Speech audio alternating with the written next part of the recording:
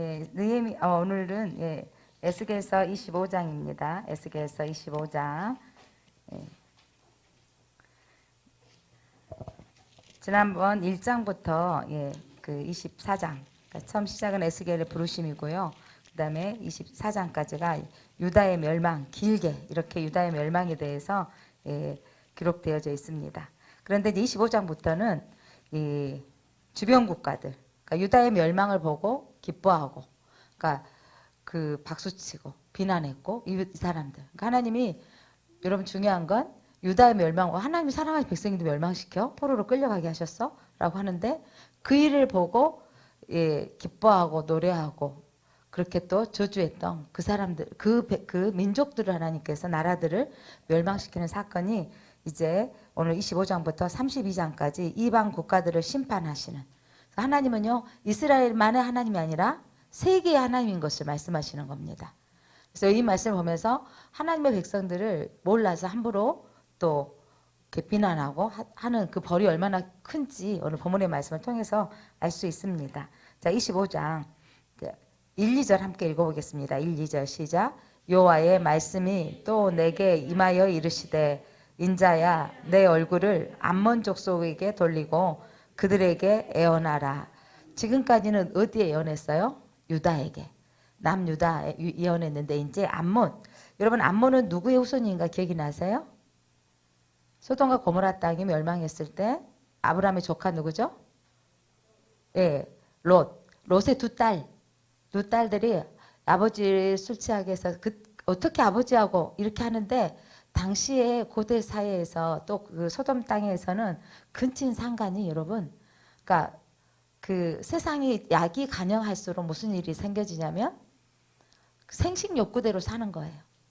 그러니까 근친 상간, 이 부분이 보고 왔고 그게 허용적인 거였어요. 그런데 그렇게 해서 태어난 자손들이 바로 암몬이죠. 그래서 또 하나가 모압이죠. 그래서 근데 따지고 보면 아브라함으로 쭉 올라가면 조카 롯에 연결되어진 이웃 뭐냐면 사촌간이니까 가까운 친척이라고 해야 돼요. 족보를 따지고 올라가 보면. 그런데 그들이 어떻게 했는지, 자, 심판의 이유, 왜 너희들 그렇게 암몬 족속 심판한 줄 아느니? 이렇게 하면서 심판의 이유가 3절입니다. 3절 읽어봅니다. 시작. 너는 암몬 족속에게 이루기를, 너희는 주 여호와의 말씀을 들을지어다. 주 여호와께서 이같이 말씀하셨느니라. 내 성소가 더럽힘을 받을 때에 너가 그것에 관하여, 이스라엘 땅이 항폐할 때에 너가 그것에 관하여 유도 족속이 사로잡힐 때에 내가 그것들에 대하여 이르기를 아하 좋다 하였도다. 이거죠. 이스라엘의 멸망이 그 성전이 파괴되어지고 또 항폐되어지고 유다 족속이 사로잡힘을 당하고 끌려가는 거죠. 그런데 그걸 보고 암몬 사람들이 아하 좋다 이런 거죠. 그러니까 기독교인들이 무슨 일이 생겨지면 주변에 안 믿는 세상을 어떻게 말해요? 아이고 잘됐다. 지그들만 저렇게 잘 믿는데 태를 내고 살더니 아하 좋다. 이렇게, 여러분. 그러니까 하나님의 백성이 망하는 걸 보고 항폐해지는 걸 보고 끌려가는 걸 보고, 형제국가잖아 따지고 보면. 그런데 야 쟤들 저럴 줄 알았어. 이렇게 좋다 했던 거죠. 그러므로 그 결과가 뭐냐면 4절입니다. 4절 시작. 4절 5절 시작. 그러므로 내가 너를 동방 사람에게 기업으로 넘겨주리니 그들이 내 가운데에 진을 치며 내 가운데에 그 결처를 베풀며 내 열매를 먹으며 내 젖을 마실지라. 내가 라빠를 낙타의 우리로 만들며 암몬 족속의 땅을 양떼가 눕는 곳으로 삼은즉 내가 주 여호와인 줄 너희가 알리라. 너희가 그렇게 이스라엘의 포로로 끌려가고 항폐해진 것을 보면서 좋다 그랬지. 이제 너희도 어떻게 될 것이다? 동방 사람에게 너희도 그 기업으로 너희도 넘겨질 것이다. 너희도 망할 것이다. 그리고 너희의 열매들, 너희의 젖을 누가 다 먹어요? 대적이 너희들 것을 다 삼켜버릴 것이다. 그리고 내가 라빠라고 하는데 수도예요. 암몬의 수도. 이제 암몬 족속의 땅에 양떼가 눕는 곳으로, 이제 자기의 수도가 이제 뭐냐면 그 대적의 양치는 산 뭐라 그래야 돼요? 목장이 돼버리게 될 것이다 라는 말입니다. 그러면서 심판의 이유를 다시 한번 언급하는데, 자, 심판의 이유 6절 7절 읽어봅니다. 시작. 주 여호와께서 이같이 말씀하셨느니라. 너가 이스라엘 땅에 대하여 손뼉을 치며 발을 구르며 마음을 다하여 멸시하며 즐거워하였나니 그런즉 내가 손을 내 위에 펴서 너를 다른 민족에게 넘겨주어 노략을 당하게 하며 너를 만민 중에서 끊어버리며 너를 여러 나라 가운데에서 패망하게 하여 멸하리니 내가 주 여호와인 줄 너희가 알리라 하셨다 하라. 자, 모압 암몬에게 예언하여서 말씀하셨는데 니네들 망할 거야. 그 망한 이유가 뭔지 아니? 대적이 이를테면 이렇게 생각하잖아요. 바벨론 나라가 커졌고 주변 국가가 다 삼키니까 우리도 힘이 연약하니까 그렇게 망한 거야. 휩싸여서 그렇게 망한 거야 생각할 수 있는데 하나님이 에스겔을 통해서 니네들 힘이 약해서 망한 줄 알아? 그거 아니었다.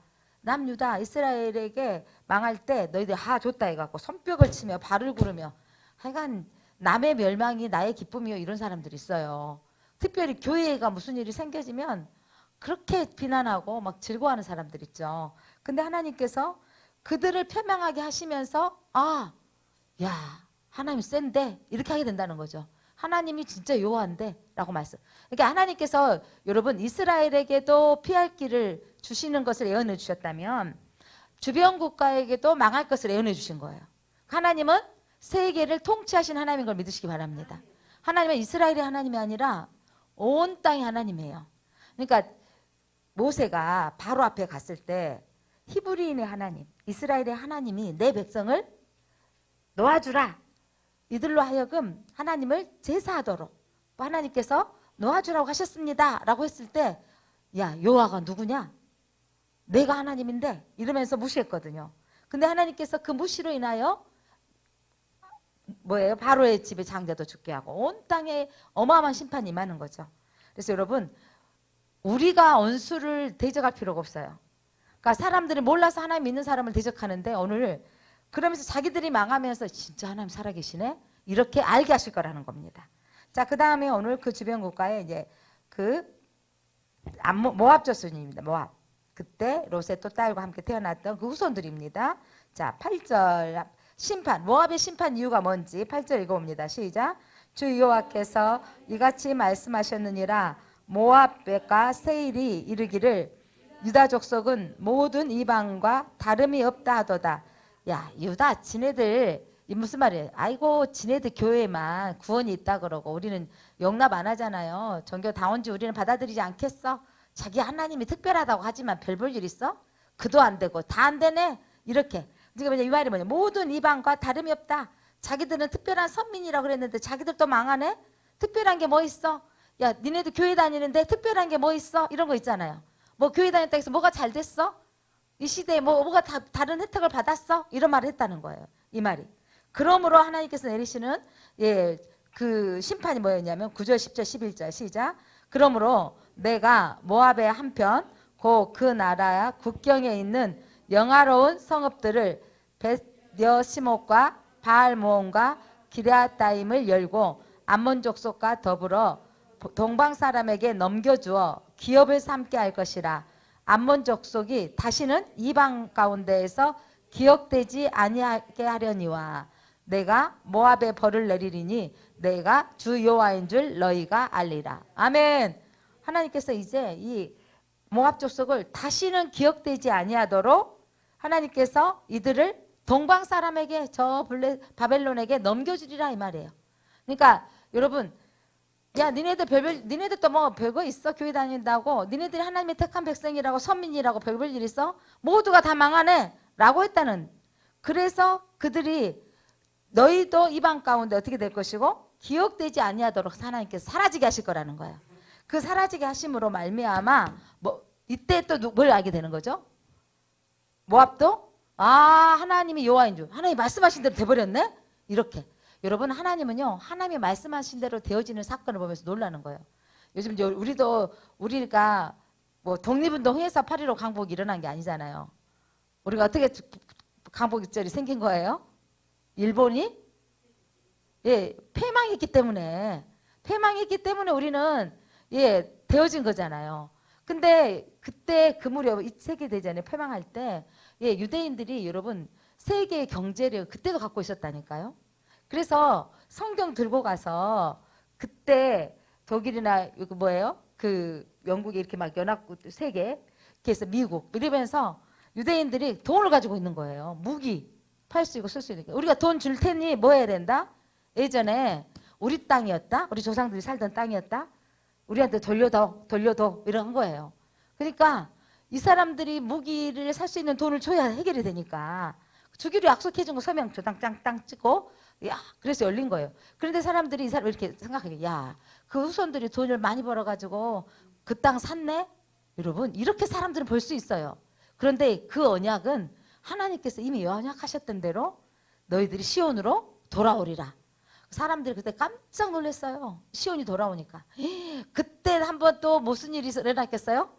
흩어졌던 유대인이 모이니까 야 이거 주님이 곧 오시겠다. 또 그때 어마어마하게 사람들이 기대했죠. 근데 그 이후로도 지금 또 얼마나 흘렸어요?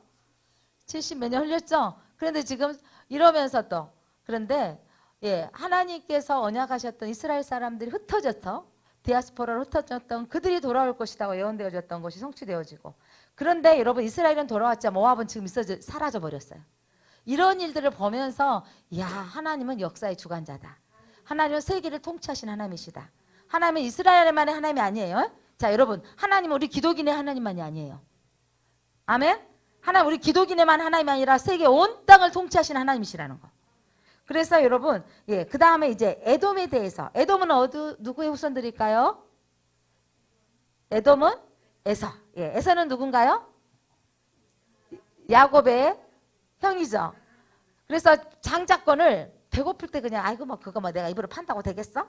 이렇게 쉽게 그렇게 팔았다라고 하는데 소중히 여기지 못한 그 후손들인 거죠. 그런데 또 야곱은요 사실은 따지면 형 속였잖아요. 아버지도 속이고 털 붙여서 축복기도 받아버렸죠. 그렇게 에돔이 얼마나 화가 났어요. 그래서 야곱은 도망가 버렸는데 그의 후손들이라는 거죠. 자 에돔이 심판받는 이유가 뭔지 12절. 자 12절 심판 이유입니다. 시작. 주 여호와께서 이같이 말씀하셨느니라. 에돔이 유다 족속을 쳐서 원수를 갚았고 원수를 갚음으로 심히 범죄하였도다. 자 뭐냐면 에돔 따지고 보면 진짜 더 가깝네. 그래서 위에 보면 할아버지 누가 같은 거? 지금 아브람, 이삭이 같은 할아버지인 거예요. 그 할아버지면 진짜 형제 국가잖아요. 저는 우리 6.25 전쟁 때 가장 군인들을 많이 파송한 나라가 파병 보내온 데가 미국 다음에가 터키였대요. 터키가 그렇게 파병을 많이 했던 이유가 우리는 국사책에 터키하고 우리나라가 형제국가라는 게 기록되지 않았어요. 근데 여러분 우리가 뭐예요? 게르만이라고 해야 되나요? 그 후에 대민족 이동운동이 일어났을 때 그 많은 민족도 움직였을 때 원래 우리 할아버지가 그쪽 터키 쪽에 사시다가 이동을 해온 거예요. 그 중국을 지나서 러시아를 지나서 어디까지 온 거예요?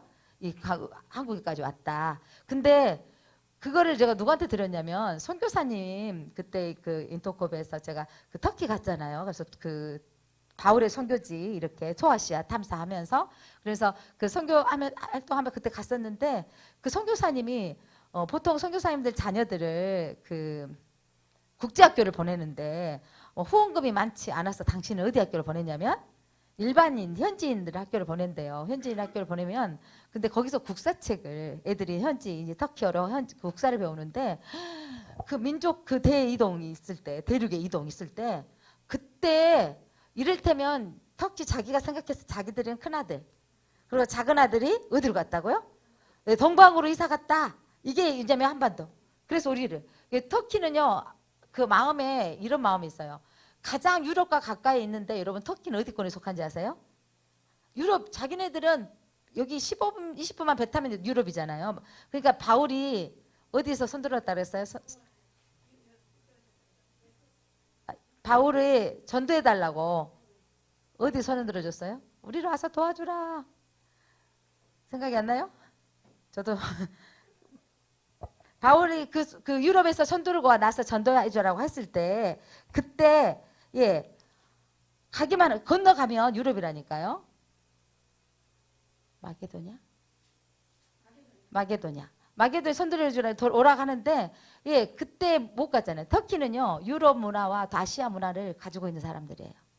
그래서 터키 그 선교사님이 깜짝 놀랐대. 아이의 교과서 국사책을 보면서. 그러면서 6.25 전쟁이 일어났다고 저 동방에 그 한국이 전쟁이 일어났다 하니까 형제 국가가 전쟁이 일어났다 해서 고등학생까지 여러분 파병을 자원했대요. 우리 형제의 나라가.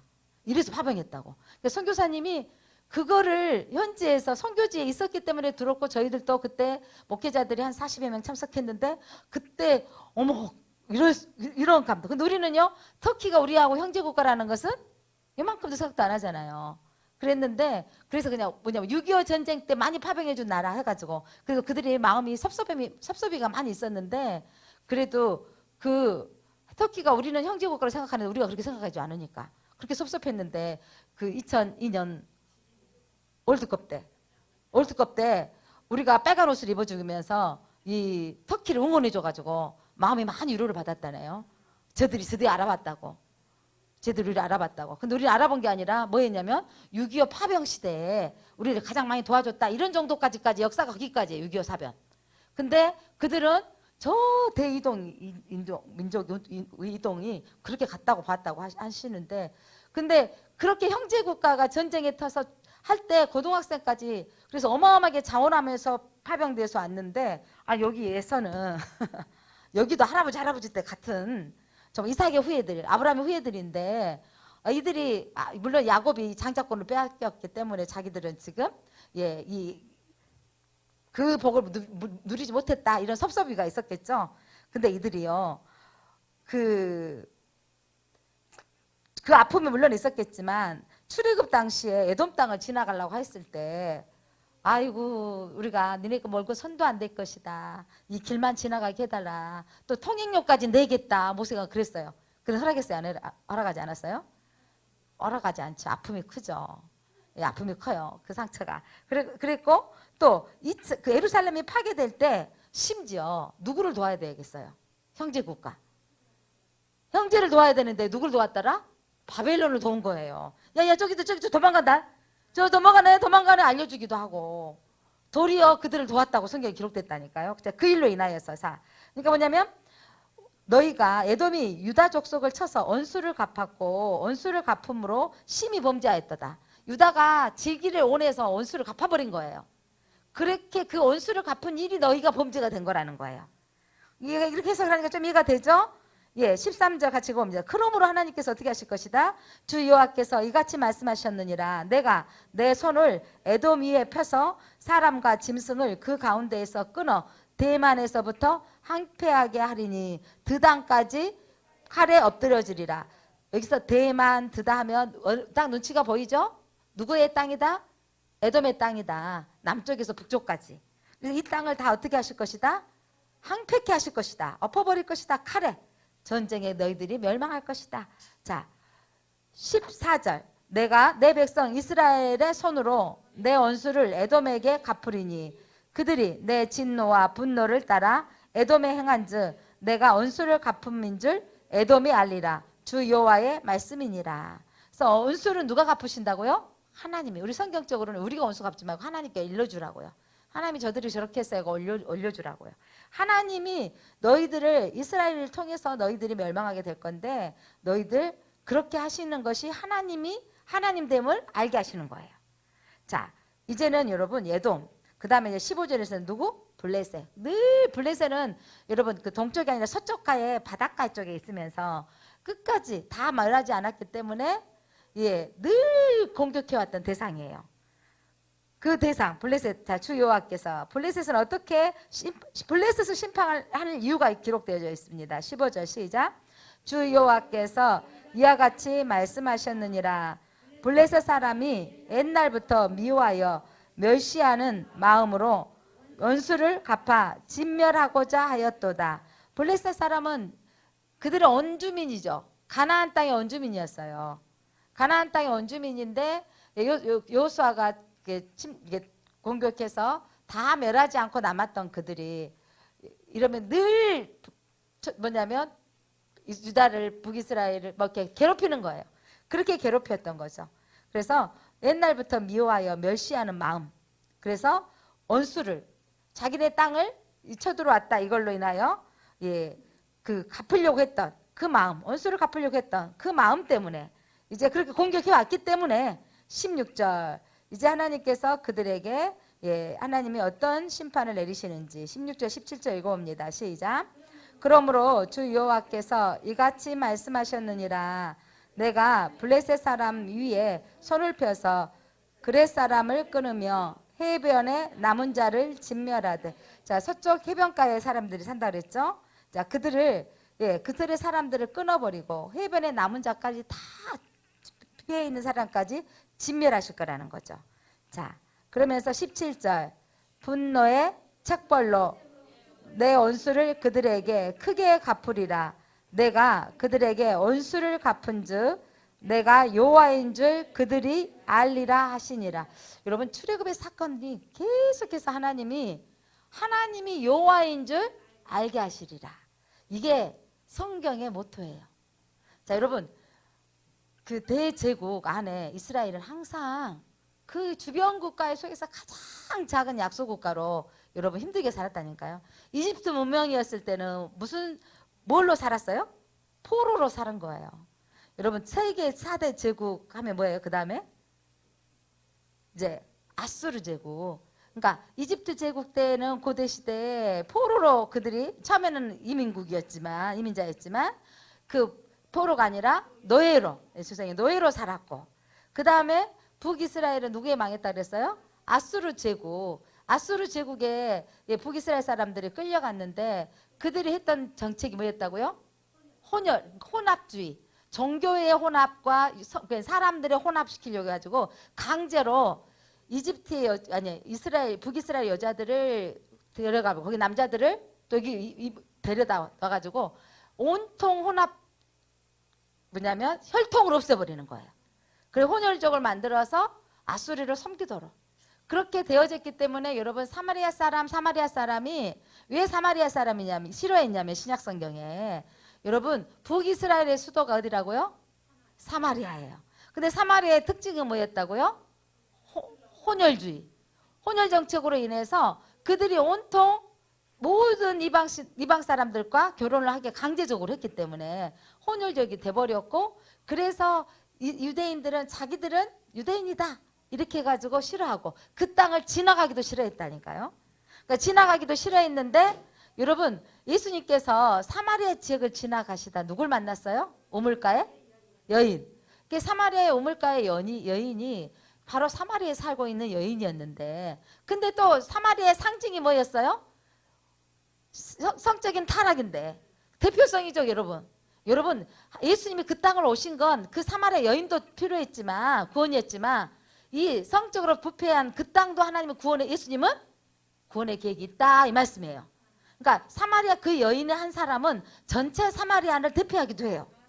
그래서 그 땅의 사람들은 대부분 어떻게 했더라? 그 여자가 남편이 5씩이나 있는데 지금 남편은 네 남편이 아니다. 뭐 이런 부분으로 어떤 사람은 이제 또 지금 성경 해석하기를 그 계대 결혼으로 남편이 죽고 그 다음 두 번째 아들 그렇게 할 수도 있지 않느냐. 그 음란한 여자는 아니다. 뭐 이렇게 해석도 하긴 하지만 어쨌든 그 시대에 남편이 계속 바꿔지는 그 아픔도 있었고 그 아픔이 지금 남편이 막 아직 그 성인이 되지 않았다. 뭐 이렇게 해석되기도 해요. 그러나 그 여인이 큰 아들도 안 되고 그 그 결혼으로 해석한다고 했을 때 둘째 아들도 내한테 들어와서 씨가 없고 셋째 아들도 들어와서 씨가 없고 넷째 아들도 들어와서 씨가 없다면 그 여인의 기고한 인생은 예전에 고대는 다 여자는 뭐 하는데 쓰임 받아야 되는 거죠? 아이를 출산하는데 그 일을 못하고 있는, 그래서 사람들에게 낯을 내고 다닐 수 없는 그 부끄러운 인생인데 예수님이 찾아오셨다고요. 여러분 세상에 내놓을 만한 가치 없고 부끄러운 인생인데 그가 예수님을 만나버렸어요. 그리고 예수님이 메시아인 걸 안 거죠. 구세주인 걸 알죠. 그리고 나서 여러분 그 부끄러움이 사라져버린 거예요. 와서 보라고 외치고 나갔잖아. 이게 중요한 거예요. 우리가 이 노예로 450년 동안 430년 동안 전락해버렸던 유대인들의 아픔이 뭐냐면 오늘 성경에 여러분 그들은 어디 하나님께서 유월절의 첫 번째 하나님께서 메시지가 뭐였냐면 너희 그 날을 이제 첫 달로 해의 첫 달로 또 달의 첫날로 그러니까 유월절의 날을 바꾸는 거예요. 근데 그 첫날이 사실은 14일 전에 열 나흘 전에 양을 하나 어린 양을 집에다가 갖다 놓으라 그래. 그리고 14일째 여러분 뭔지 아세요? 유월절이 이루어져요. 양을 잡아서 먹는 날이 14일이에요. 그러니까 양을 잡아다가 집에다가 보고 살펴놓고 있어요. 양이 지금 집안에 두고 흠이 없도록 깨끗하게 보관했다가 14일째 잡는 거예요. 그러니까 첫날은 이제 양을 갖다 놓는 날이고 14일째 나은 날 그들이 출발한 날이에요. 그렇게 해서 14일째 날이 이제 첫날이 되는 거라니까요. 그래서 이들이 그렇게 됐던 그 시간을 바꿔라. 여러분 오전에 말씀드렸던 것은 시간을 바꾼다라는 것은 그들은 지금까지 시간의 개념이 누구의 시간의 때로 살았다고요? 애굽의 세계관으로 애굽의 시간의 때에 맞춰 살았어요. 그런데 이제 하나님의 세계관으로 바꿔지는 거예요. 여러분 예전에 세상에 예수님 안 믿었을 때는 주일은 세상의 가치는 뭐 하는 날이에요? 오늘 놀든지 자든지 여행 가든지 해야 되죠. 그런데 우리는 이제 하나님의 시간의 때로 들어와서 예전에는 주말 하면 주말이 어디다 집어넣어야 돼요? 토요일 주일이 주의 끝이라고 생각하는데 세계의 달력이 지금 다 주일이 어디가 기록되어 있어요? 첫날. 여러분 중요한 건 우리는 첫날 하나님께 예배하고 시작하고 있는 거예요. 우리는 첫 것이 이게 여러분 안식일이 끝날 쉬고 내일 월요일날 시작한다 이렇게 생각하지 말고 우리의 첫 시간을 누가 어떻게 하고 하나님께 예배하고 시작하는 게 주일 개념이에요. 우리는 시간의 개념이. 이제 여러분 생각을 좀 바꾸세요. 아이고 5일 동안 일했고 토요일날 좀 쉬었는데 주일날 가서 또 하고 예배 드리고 내일부터 시작이다 월요일부터 시작이다 이게 아니고 우리는 첫 것이 누구 것이다? 하나님의 것이다. 예수님이 첫날 안식하고 첫날 부활하셨어요. 여러분 이 첫날의 개념이 뭐냐면 첫 것은 누구의 것이다? 하나님의 것이다. 그러니까 우리가 첫 시간 올해 천원 뭘로 드리고 얼싸개배로 드리고 첫 것은 하나님의 것이기 때문에 아침에 해가 뜨는 첫 시간은 하나님이기 때문에 예배하고 주일의 첫날이 주일이 이게 주일이에요. 그렇기 때문에 우리가 첫 것을 드린 거예요. 여러분 첫 것을 드린 여러분 축복합니다. 박수로 서로 축복합시다. 여러분 우리는 쉬고 내일 일하는 게 아니라 오늘 뭐 하고 있다고요? 주일의 첫날을 주님께 드렸습니다. 한번 다시 개념이 좀 바꿔지셨나요? 자, 주의 첫날을 예배드리고 시작합니다. 그래서 여러분은 복 있는 사람이에요. 그러니까 아이고 하루 그냥 지치고 해서 다 예배 드리고 나서 내일부터 시작하는 게 아니고 그게 첫 개념이 첫 개념. 이해되세요? 하나님이 장자를 멸하신 건 여러분 그 생명 조직을 끝내버렸다는 거예요. 여러분. 그런데 여러분 어린 양의 피는 그 생명 조직이 유지하게 하신 거라고요. 그리고 이스라엘 백성들을 너희는 여호와의 군대라고 말씀하셨고 또 한 가지 말씀하셨네. 너희는 나의 장자다 그러셨어요. 이스라엘 백성은 내 장자다 그랬어요. 왜냐하면 어린 양의 피로 해서 이들을 다 살려버리셨기 때문에. 그래서 여러분 유대인 복 있는 사람, 영적인 유대인 우리는요 복 있는 사람인 거죠. 자, 안식일은 토요일이지만 안식 후 첫날 예수님이 부활하셨는 거예요. 부활의 첫 열매가 뭐예요? 첫 것. 부활의 첫 번째로 부활하셨잖아요. 첫 열매 되신 것은 우리도 부활하게 될 것을 예표하셨는데 그 부활한 날이 첫날이라는 거예요. 여러분. 깨트려지시죠? 이제 우리는 시간의 개념이 하나님의 시간의 때에 맞춰 사는 거예요. 그래야 새벽에 첫 시간 하나님 앞에 그러니까 교회를 못 오시더라도 첫 시간에 말씀 읽으려고 애를 쓰세요. 첫 시간 하나님 앞에 드려지는 삶을 살고 일단에 한번 하나님 앞에 우리의 삶의 가정에 한 달을 지켜주십시오. 하나님 앞에 사람 하나님께 매번 우리가 하루의 첫 시간은 첫 것을 드립니다. 주의 첫 것은 뭐고? 주일 예배고 달의 첫 것은 얼싹으로. 그래서 우리의 인생에 또 신년도의 첫날 성구 영신 예배로 하나님은 우리에게 매번 첫 것을 대해서 우리에게 요구하시는 부분이 뭐냐면 너의 삶의 주권이 하나님이다. 하나님의 시간표대로 살아라 이 말이에요. 출애굽시켰던 그 백성을 새로운 시간표를 주셨다면 이제 예수 믿는 우리에게 새로운 시간표를 주신 거죠. 너희들은 주의를 지키며 살아라. 첫 것을 드리며 살아라. 그러면 하나님이 너희들을 책임져 주시는 거예요. 우리가 율례와 법대로 지키면 하나님 완전히 우리가 보호해 주시거든요. 그런데 사람들은 그렇게 기가 얇어. 하나님도 섬기는데 야 볼 건 봐야 돼. 사주도 하나님 섬기는데 뭐 이런 거 보게 된다니까요. 그러니까 그런 것들에 유혹당하지 마시기 바랍니다. 그래서 여러분 오늘 주변 국가의 심판은요, 여러분 이게 놀라운 일 사인이에요. 주변 국가의 심판, 유다 멸망해서 지금 포로로 끌려가 있는데 에스겔에게 너희들이 망했다, 망한 이유를 지금까지 말했던 거예요. 하여간 길게 말했어요. 20 몇 장까지?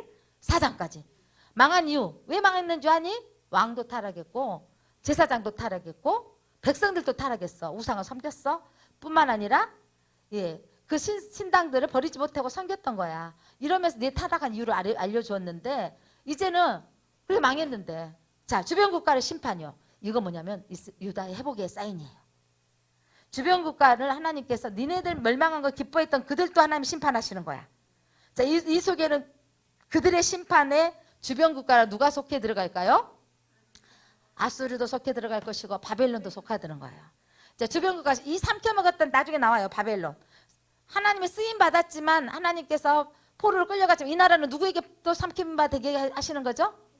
왜? 고대. 뭐예요? 바사. 그래서 메대 바사 제국에 페르시아 제국에 삼킴바 되어지게 하는 거죠. 메대 바사 제국도 영원하였나요? 돕는 자가 되어졌죠. 그러나 그 나라도 또 누구에게 삼킴바 되어지는 거죠? 헬라 제국에. 헬라 제국도 영원하였나요? 로마에 되어졌죠. 로마도 영원하였나요? 예, 로마가 멸망되어지면서 이 관점이 이제 어디로 가는 거죠? 해가 지지 않는 나라. 유럽, 그래서 독일 이쪽으로 하나님께서 그 복음이 흘러가게 만드시고 미국으로 흘러가게 만드시잖아요. 그래서 복음의 서진이 이루어져서 주님 오실 날이 다가오고 있다. 이러면서 Back to Jerusalem. 그래서 뭐 인터콥이 우리 5층에가 있으니까 하도 막 이단 시비에 걸리는데 계시록의 측면에 그 해석하는 뭐예요? 바울 선교사님이 그렇게 하는 부분 좀 있어서 하는 건데 교리적으로나 거기는 선교단체예요. 목적이 뭐냐면 교회가 아니라 복음을 미정독 종족 지역에 선교하는, 그것도 이슬람권에 선교하는 단체다라는 거죠. 그래서 그걸 목적으로 두는 부분이어서 또 마지막 주님 오실 날이 멀지 않았기 때문에 계시록에 대한 설명들을 좀 많이 강조하시는 부분들이 있는데 그것들로 인해서 이단 시비가 좀 걸린다 이렇게 하는 건데 성경적으로 뭐 저희도 들어가 봤지만 그렇게 막 틀리고 이단까지는 아직 아닌데 워낙 또 청년들이 선교단체에서는 열심히 하고 교회 와서는 시들시들하고 막 이런 것들이 좀 문제 있어서 막 목사님들이 안 좋아해. 왜냐하면 선교지는 그렇게 갔다 가고 열정적으로 갔다 오든지 교회 와서는 다시 픽픽 자고 있어. 이 정도 뭐 이런 것들 있잖아요. 다 와서 똑같이 될 수는 없지만, 자 그런데 그들이 추구하는 것은 맨 앞에 전방에서 주님의 나라를 확장하자. 믿지 않는 이방인들에게 전해야 된다. 우리는 빚진 자다. 이런 모토를 하고 있어서 저는 정말 대단한 선교 일을 하고 있다고 저는 지지하는 바입니다. 자, 그러면서 여러분 바로 주변 국가의 심판은 하나님의 회복의 사인인 거예요.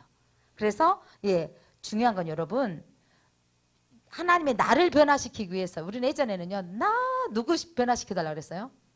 제가 하나님 우리 아들이 인사도 잘하고 예배 시간에 얌전히 해요. 그러니까 우리 리라는 어렸을 때부터 앉혀놓으면 세상에 지금도 생각나요. 배한여 권사님 옆에 앉아서 의영이하고 둘이는 탁 하고 이렇게 앉아있네 앞에서. 근데 우리 아들은 전도사님 아들은 뛰어다니기 울기 뭐 이러고 다니는 거예요. 주님 좀 바꿔주세요. 그래도 주님이 나 바꾸라 그러더라고요. 네가 바뀌어라. 네가 수용해라 그러시더라고요. 그런데 그러니까 얌전하게 앉아있는 아이가 있지만 또 기질상으로 못 앉아있는 아이들도 있고 하는데 주님이 나를 막 여기 바뀌어줘. 옆에 사람 바꿔달라고. 저 사람이 바꿔줘야 달라고. 하나님 막 바꿔달라는데 제 기도가 언젠가부터 바뀌어졌어요. 하나님 내가 기도하는데 주님이 여러분 성경적인 우리 하나님의 지식이 우리 안에 들어오면 성경이 내게 감동 감화가 주면요. 하나님 내 생각을 바꾸세요. 내 사고를 바꾸세요. 그러니까 여러분 내 기준대로 기도하고 있다면 아직 하나님의 기준으로 기도하는 바꾸는 과정 가운데 여러분 들어가시기를 바랍니다. 그래서 주제가 뭐냐면 성경 따라서 전체 성경 주제는 하나님을 알게 여호와인 줄 알게 하리라. 그들이 여호와인 줄 알리라. 자, 그 부분만 오늘 한번 계속 읽어봅니다. 자, 암몬에게 하나님께서 7절 마지막 절. 자, 25장 7절 시작. 그런즉 내가 손을 내 위에 펴서 너를 다른 민족에게 넘겨주어 노략을 당하게 하며 너를 만민 중에 끊어버리며 너를 여러 나라 가운데 패망하게 하여 멸하리니 그때서야 내가 여호와인 줄 너희가 알리라. 또 모압에게서도 여러분 11절 시작. 내가 모압에 벌을 내리리니 내가 주 여호와인 줄 너희가 알리라. 또한 에돔에게서도 14절 내가 내 백성 이스라엘 손으로 내 원수를 에돔에서 갚으리니 그들이 내 진노와 분노를 따라 에돔에 행한즉 내가 원수를 갚음인 줄을 에돔이 알리라. 주 여호와의 말씀이니라. 에돔이 알게 될 것이다. 블레셋도 마지막 절 17절 다시 한번 읽어봅니다. 시작. 분노의 척벌로 내 원수를 그들에게 크게 갚으리라. 내가 그들에게 원수를 갚은즉 내가 여호와인 줄 그들이 알게 하시리라. 여러분 남유다가 멸망할 때 마지막도 마찬가지예요. 24장 27절 마지막 읽어보세요. 27절 24장 27절 시작. 그날에 내 입이 열려서 도피할 자에게 말하고 다시는 잠잠하지 아니하리라. 이같이 너는 그들에게 표징이 되고 그들이 내가 여호와인 줄 알리라. 여러분 다 망하고 그러면서도 저 하나님 나라가 저렇게 망한데 하는데 그것도 하나님이 여호와인 줄 알게 하시는 거예요. 왜냐하면 하나님이 그 나라를 망하게 하셔서 흩어버리고 끝나는 것 같아. 사람들은 저 나라 똑같네, 이방 나라가 똑같네. 근데 어떻게 하셨더라고요? 다시 돌아오게 하는 사건으로 말미암아 하나님이 하나님됨을 알게 하리라. 여러분 내 인생은 따라서 해보세요. 내 인생은 나로 여호와인 줄 알게 하도록 쓰임받는 인생이 돼야 됩니다. 내 인생이 돼야 되는 거예요. 그러니까 내 삶, 여러분의 가정이, 여러분의 자녀가 여러분 하나님이 여호와인 줄 우리 자녀의 삶에서 드러나게 하옵소서. 여러분의 가정이 하나님이 여호와인 줄 드러나게 하옵소서. 여러분 놀라운 것은 성전을 건축할 때 수르바벨 성전을 건축하는데 여러분 그 시점에 사실은 따지고 보면요 바벨론이 그 70년 딱 돼서 멸망한 게 아니었어요. 여러분 바벨론이 50년 차 정도에 멸망했다니까요.